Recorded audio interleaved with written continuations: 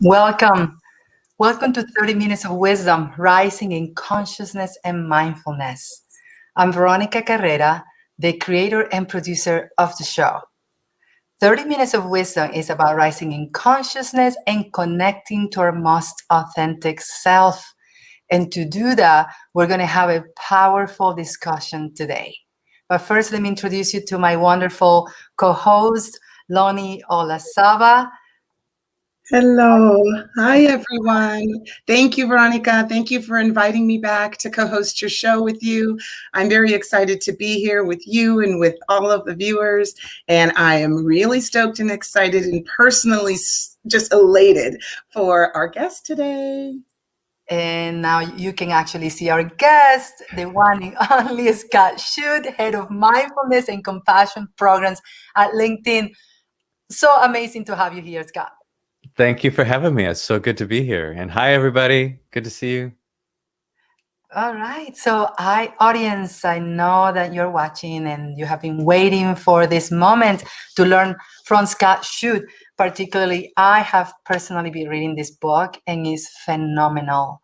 It was so timely for me, particularly this last few weeks. So I highly encourage it. So why don't we start with this, Scott? Sure. What inspired you to write this book? Sure. The Whole Body Yes. Well, I've been thinking about writing a book since I was 15, since I was in 9th grade.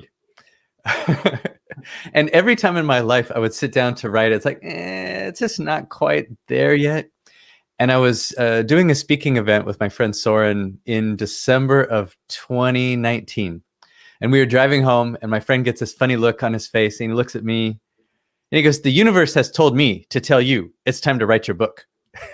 And I kind of checked it. I'm like, yeah, it does. It does feel right. It feels right. And so I found an editor. And by the time I got an outline put together and it was time to write, it was Corona time, and it was April of last year and everything had shut down. And I essentially the timing was perfect. And I traded my commute time that I used to be, in the car for meditating and writing time. So life conspired to happen at the perfect moment for me to write it. And for me, it's really a culmination of my life's journey.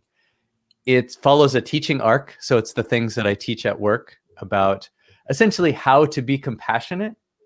But what I realized is like 99% of being compassionate is our own development. It's about getting out of our own way because we're always just thinking about me, me, me, me, me, me, me, me, me. And I'm no different. I've spent my whole life thinking like that. So I include some of my own stories, but I think it's a lot of fun. I hope you like it too. Yes.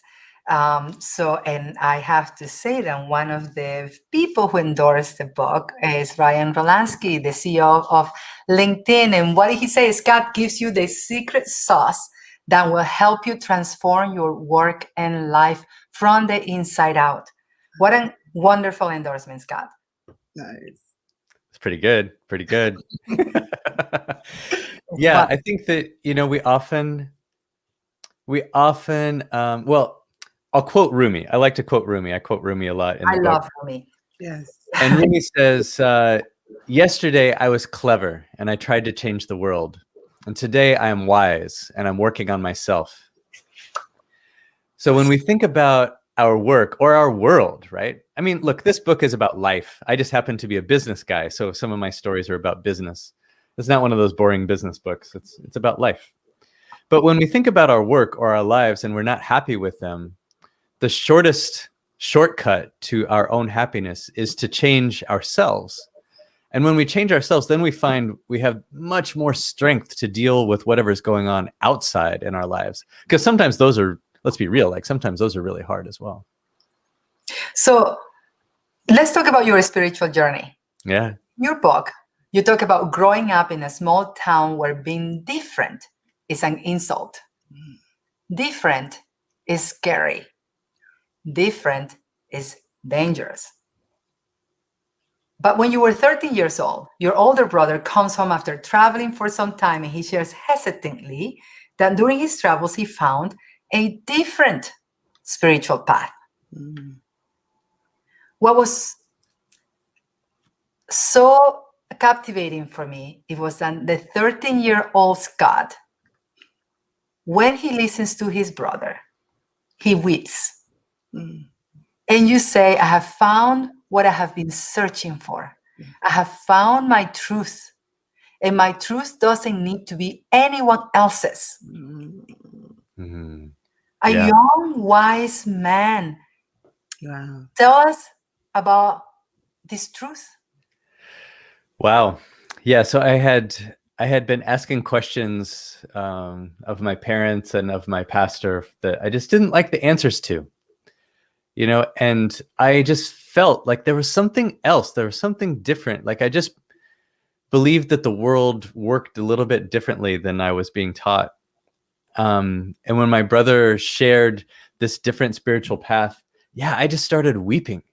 It was like I had like I'd been searching for this thing, not for a couple of years since I was 11, but searching for lifetime after lifetime after lifetime, like being separated from a lover for your whole existence and then finally being reconnected like two parts of a magnet, zipping back together.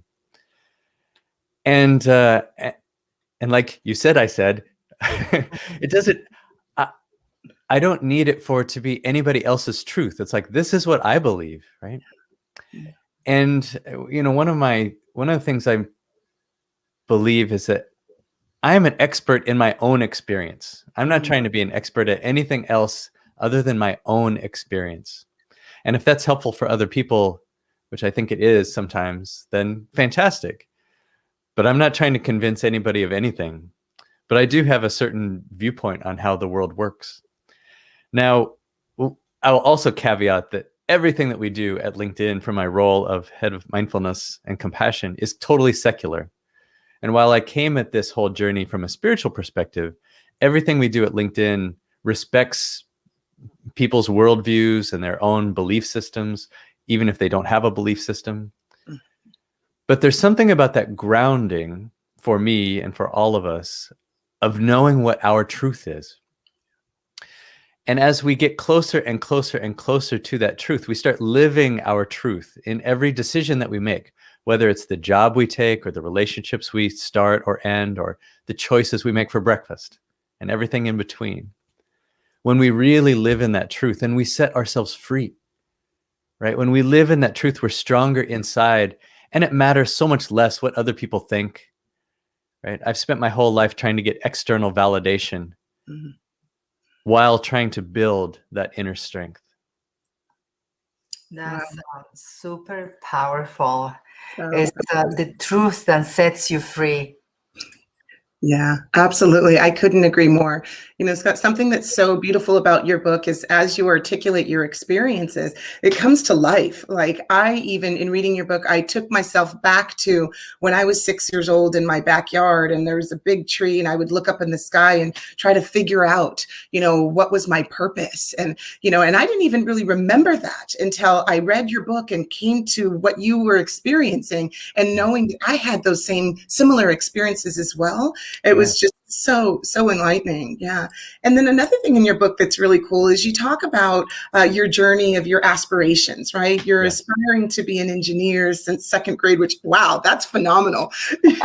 And striving to be on when you're on stage in your high school musical, discovering your own, interest in meditation and inner contemplation that led to confusion that then took you to a place of clarity, which was so profound and amazing. Do you believe that anyone can experience awakening? And is there anything that someone can do to gain that higher level of consciousness? Sure. Yeah, there's a lot in there. Yes, thank you for that. Yes, I think that this is all available to us. I'll quote Rumi again, because I find he says what I want to say in a much more succinct and beautiful way. He says, our job is not to go find love, but to remove the barriers we've put up against it. In other words, it's all there already. It's not like we have to go seek it out. It's there. It's inside of us. But when we allow the mind and the emotions and all the noise in our lives to kind of settle, then it becomes apparent. It can shine. Right? In I grew up in the Christian tradition, and this little country church. I grew up in a very rural place in Kansas, and the first two songs you learn in Sunday school are, one, Jesus loves me. Yes. And so this is another way of saying I'm loved, right? The divine loves me. And the second song you learn is This Little Light of Mine.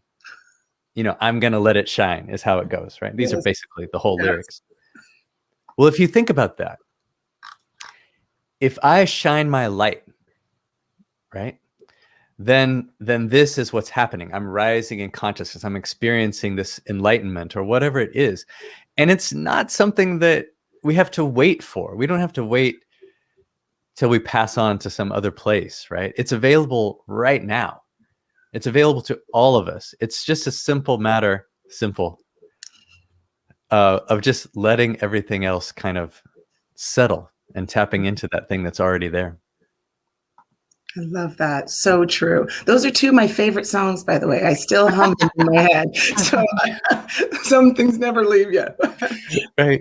So true.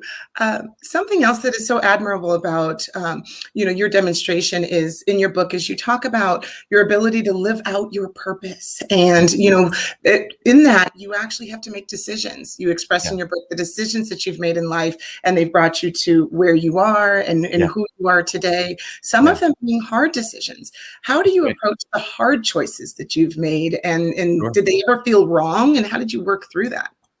Of course I have gotten it wrong. Of course. Oh, thanks. So look, life is the best teacher, but now with more experience, here's what I can say my own recipe is to try and find it. As we know ourselves better and really deeply understand what our values are at the deepest level, right? Because oftentimes we get stuck into things that we think are important, but aren't really our true value, right? So I spent a lot of time as a kid and then as an adult trying to get external validation, right? I was trying to win. I was trying to succeed. I was trying to, win. And sometimes at all costs, because I thought that would make me happy. I thought it would make me safe. If other people saw me and looked up to me, then maybe I would be safe in some way. Because I think this is the deepest part of us. We want to be seen. We want to be heard. We want to be acknowledged. Right? I think this is at our root. But when we see and love and acknowledge ourselves first, and we express that deepest part of us, then some of these other things kind of fade away a little bit. And we can make choices then. When we're really clear on what our values are and we're living from that, what I call that full body yes, that where you just know, then we can use that as a filter for every choice that we make, whether I take this job or that job, this relationship or that relationship. How much do I invest in work versus how much do I invest in home and whatever it is on a day-to-day basis. But then we can get closer and closer and closer. And sometimes you're right, when it's really hard, I try to go inward and, you could say, trust my gut. I would say, trust my inner guidance. Yeah. And then I kind of keep track, I trust my inner guidance to go A or B. And then I'm kind of watching 3 months later, 6 months later, a year later, like, was that right? Did I listen to my ego or did I listen to my heart, my soul? And it takes some fine tuning. This is not an easy process because there are things that the mind wants desperately. Yeah. But there's things that when we really check inwardly and get that real full body yes, then we know. Yeah. That's so powerful. And Scott, let me dig in a little bit on this topic, the full body yes. Yeah. And you quoted Rumi, who's one of my favorites ever, in regards to removing those barriers to love, right? I think these two things are connected. Some people may say, it's hard to listen to that inner voice. How do I get there, particularly if they're at the beginning of their journey? Well, for me, it's the inward practice. This is the inner work. So this doesn't happen with the mind. It doesn't happen with information. This is going inwardly. And everybody has their own process to go inwardly, right? Whether you're spiritual or religious or neither, there's a process to do it, whether it's just simple breathing, whether you're having a conversation with the divine, whether you're having a conversation with the leader of your spiritual organization that represents the divine, whatever that is, it's this contemplation and going within and tapping into that deepest part of you. For me personally, that practice looks like I use a mantra. I use the word Hu, H-U, sung long and drawn out. And for me, it just acts like a tuning fork to soul. And so I can let the mind slip away and the emotions settle and the body settle. And what's left is the pure present moment. And this is where soul exists. And other people get that through their own practices. And I'm not here to say, you know, what's right or wrong. I'm just saying this is what I do and it works for me. Got it. And just a quick question from someone in the audience. Maya, we're listening to you. What is it? Maya El Hariri? Hopefully I'm pronouncing your name right, Maya. Yeah. He says, question to Scott, how will you know if you listen to your soul or your ego? Yeah. What's your gauge? Yeah.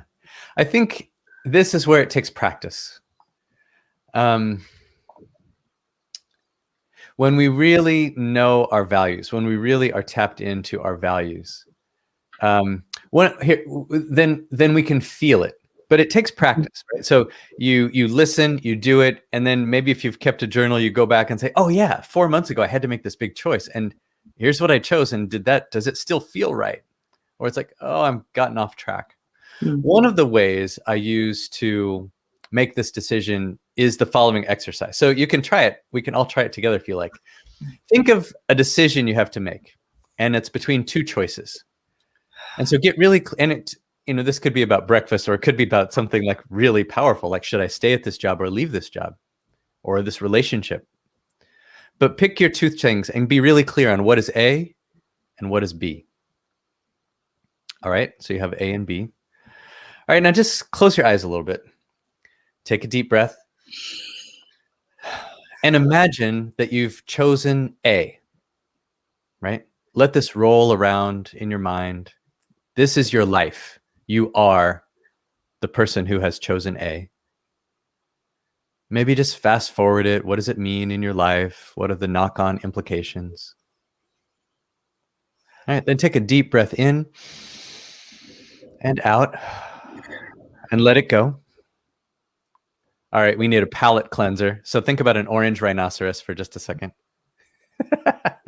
Okay, and now visualize or think about choice B. Right, you've chosen choice B. This is your life. You are a person who has chosen choice B. Let that roll around. Let it move through your life, all facets of your life. And take a deep breath in, deep breath out. All right, and then just like notice in your body, before the mind gets involved, notice in your body how each one felt. Right? Now, for me, sometimes what happens is, oh, clearly choice B feels better, but then the mind will seep back in and the mind is like, no, whoa, wait a minute. What about X and Y and Z? And like, this is why we do the practice, because the mind wants to get involved, but there's something deeper at play. And Yeah. this is one way to get to it. I love that. Thank you, Scott. And you talked about it in your book. So if you want to even go deeper into this practice of going in and sitting in that sacred space that is within your soul, this is the book to read. And that actually leads to one of the questions that Lonnie has that I think it goes. Yeah, it was very similar. And it's just that, that battle of the voices, if you will. Yeah. Scott. So, and there's that inner voice that is in your place of meditation and consciousness. Yeah. And then there's that voice that's in your head. Why'd you do that? That's wrong. Where you're going. Uh-oh, And then there's the voice of others, who are giving advice or, giving some type of criticism. So kind of along those same lines, like how do you decipher insecurities and the insecurities of others, from constructive criticism that can help you in your journey and in your path, or is there such thing as constructive criticism that you can receive from others that could help you in your journey? Sure. So the first step is awareness, right? Mm-hmm. So we have all these voices in our head. I don't mean that in a bad way, but just like the thoughts that we have, right? And the one I love Ariana Huffington's description of it as the obnoxious roommate, right? Or the inner critic, Yes. right? The one that's always like, no, you can't. Or if somebody gives you a compliment, they're like, yeah, but Yeah. the one that's always just picking at you, right? Well, the first step is to be aware that that's happening, just to be aware of it. Because that voice has served a purpose, and that purpose is to keep us safe. But it's kind of like, okay, we need to thank that voice and tell it to, first acknowledge it and say, thank you for trying to keep me safe. But now I need you to sit down and shut up for a while. And then there's this other part, like I call it the inner champion. And the question to ask ourselves is, what else is true? What else is good? What else is most important? Because what happens, I call it pothole management. There can be 1,000 miles of perfect road in our life. But if there's one pothole, where do we spend 99% of our time? Right? On the one pothole. It's like if you get a performance review and there's 5 pages of amazing things that Scott did this time period and 2 sentences about what Scott could work on for next time. Oh my God, where do I spend 99% of my time? On those 2 sentences? Yeah. But the thing is, if we shift and have a full view, we ask ourselves what else is true, and we give some attention to the other things that are good, like gratitude. Here are the areas where I'm good, where I'm solid, where I am strong. It's not that we're sugarcoating. It's not that we're ignoring the hard things. But the thing is, when we focus on the light, it gives us strength to deal with the dark. So true.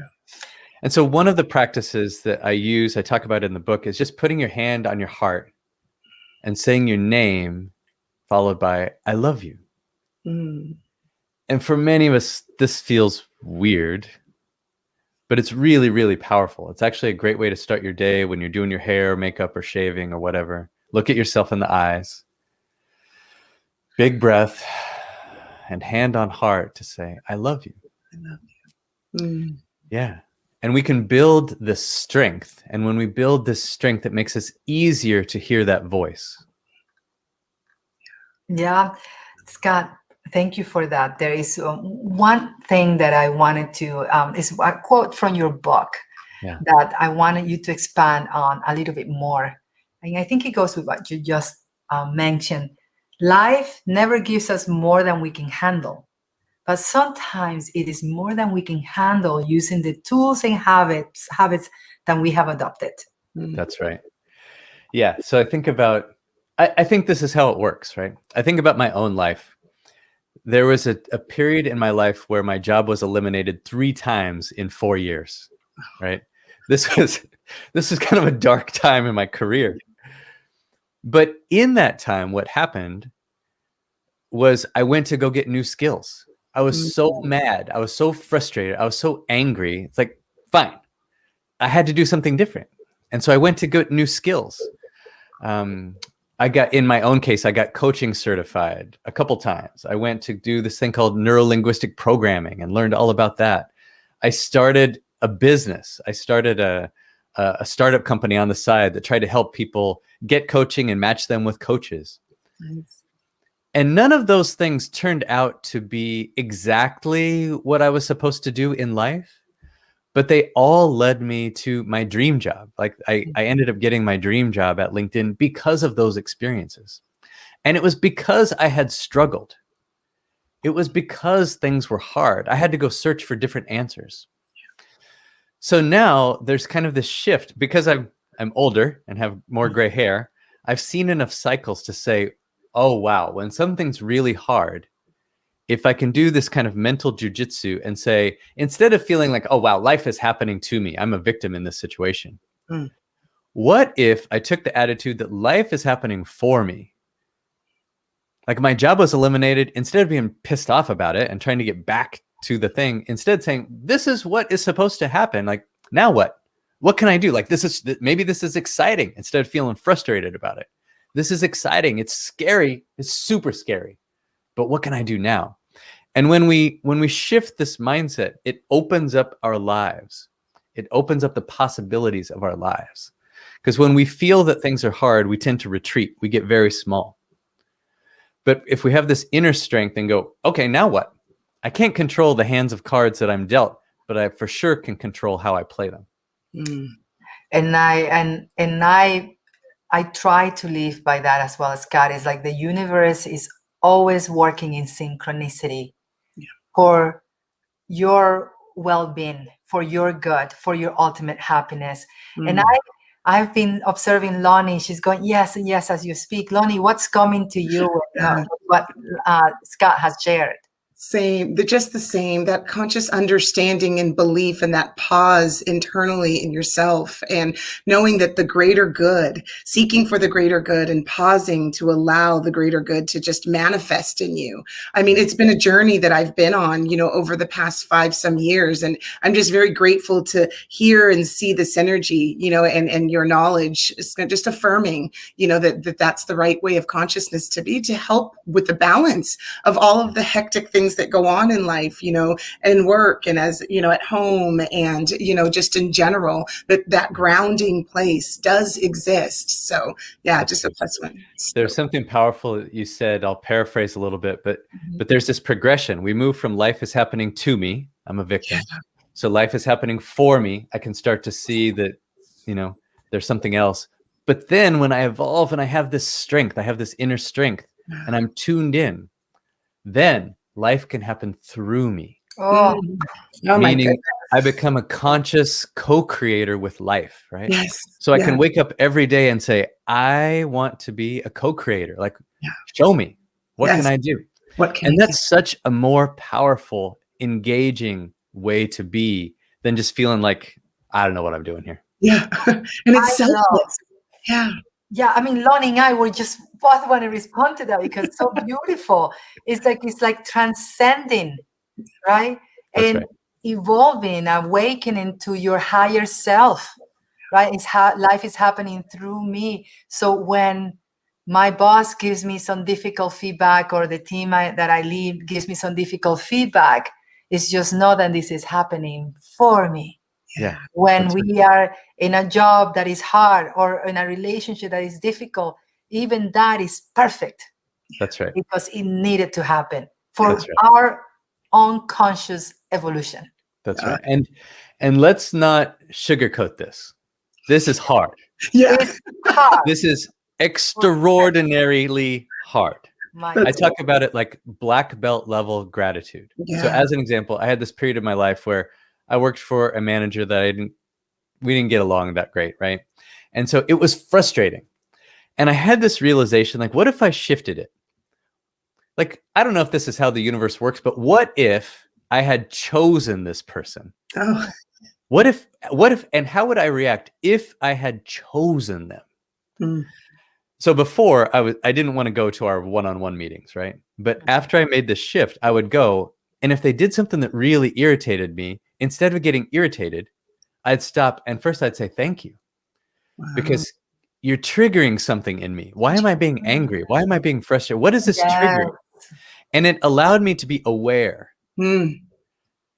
It still wasn't easy, but this awareness allowed me to make a choice to say, okay, something's different. And I watched myself grow. I watched myself become a better communicator, become a better leader, make decisions that were perhaps the opposite of this person. But I was much more aware of it instead of just feeling like I was a victim and just some bad stuff was happening to me. Yeah, so good. What does this teach me? Yeah. Yes. And it's about regulating your inner world, right? And it has a health effect impact to it. It truly is like your book says, the full body yes is that you create resonance, right, with the mind, the heart, the body. That's right. That's right. Yeah. We can talk to Scott forever, right, Lonnie? Sure. We have 1 minute, but Lonnie and I thought about this, with one of the key messages in your book, The Full Body Yes, is that compassion can be so hard. And we just talked about it. My goodness. Tell me, I'm like a beginner in here, but the full body yes, you say it can be elusive. It is as near as our heartbeat, as close to our breath. Yeah.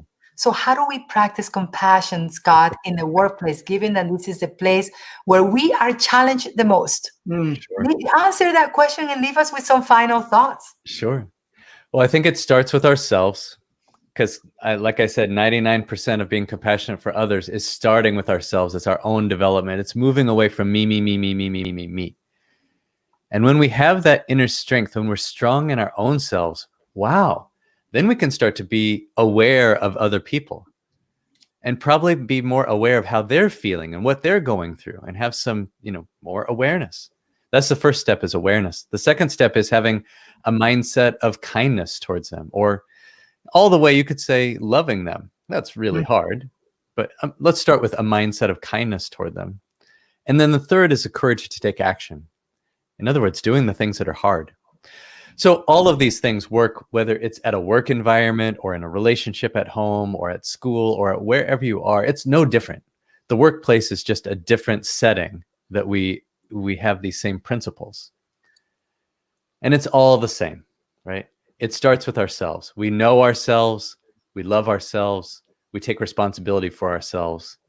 And that gives us the strength then to do those same three things for someone else. Wow. Lonnie, any final words for Scott? Thank you so much. I've taken so many nuggets. I feel so elated and strengthened inside, and that loving yourself is not a selfish thing. It's actually selfless. And just thank you. Thank you, Scott, for all you do to spread this wonderful word and wonderful approach to consciousness. And Lonnie said it very well. It's not even about being selfish. It's about being self-full. That's right. Right? It's about being self-full, because we can give to others what we don't have. We have to give from what's overflowing from our cup. That's and right. Scott, you put it so well. If we were to say, what is the last statement that you want to leave this team, this group of wonderful people watching us today? Beautiful. The biggest service you can provide is to develop yourself, because when you develop yourself, then the rest will come naturally. Life will happen through you. And the rest of us need you. So go out there and be an ambassador for compassion. Oh, thank you, Scott. Such an honor to have you today. Thank you for your wisdom.